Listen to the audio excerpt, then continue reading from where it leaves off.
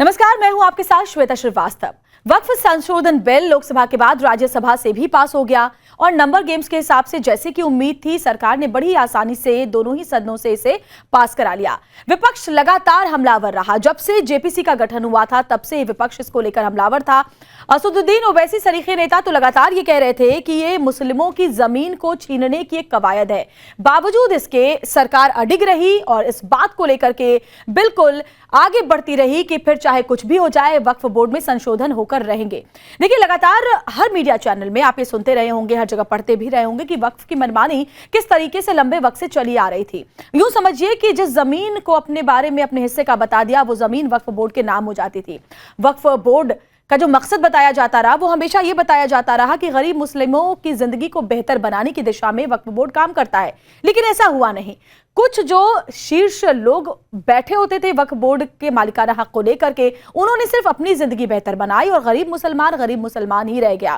कई सारे बदलाव देखिए अब संशोधन के जरिए किए गए हैं। जेपीसी की बैठक में हर तबके से उनके सुझाव लिए गए और उसके बाद ये पूरा संशोधन तैयार किया गया, जिसे पहले लोकसभा में और उसके बाद राज्यसभा में पास करवा लिया गया।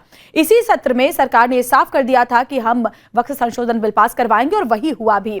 हालांकि अब एक बड़ी चुनौती इस बात को लेकर के भी है, खासतौर पर एनडीए के सहयोगी दलों के सामने, क्योंकि जो अगर हम बात करें नीतीश कुमार की या चंद्रबाबू नायडू की, तो कई ऐसे इलाके हैं जहां उनका जो कोर वोटर है वो मुस्लिम है और लगातार इसीलिए कल्बे जवाद सरीखे नेता ये धमकी दे रहे हैं चंद्रबाबू नायडू और साथ साथ स्पेशली नीतीश कुमार को कि अब आपको आगामी चुनाव में मुसलमानों से गद्दारी करने का खामियाजा भुगतना पड़ेगा। यानी सीधे सीधे ये धमकी दे रहे हैं कि आगे आपको मुस्लिम वोट्स नहीं मिलेंगे। लेकिन अच्छी बात यह है कि कम से कम एनडीए के जो तमाम सहयोगी दल थे वो एकजुट रहे और यही वजह है कि आसानी से लोकसभा और राज्यसभा में वक्फ संशोधन बिल पास हो गया। देखिए, एक बहुत अच्छी समझने वाली बात यह है कि जो बदलाव किए गए हैं उसके जरिए होगा क्या।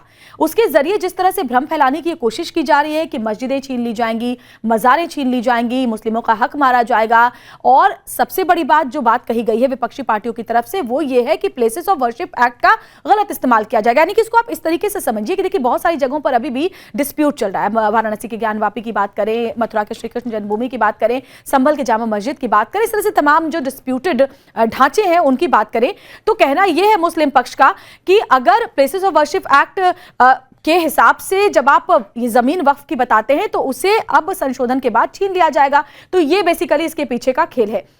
अब देखना ये दिलचस्प होगा कि विपक्ष की आगे की रणनीति क्या होती है।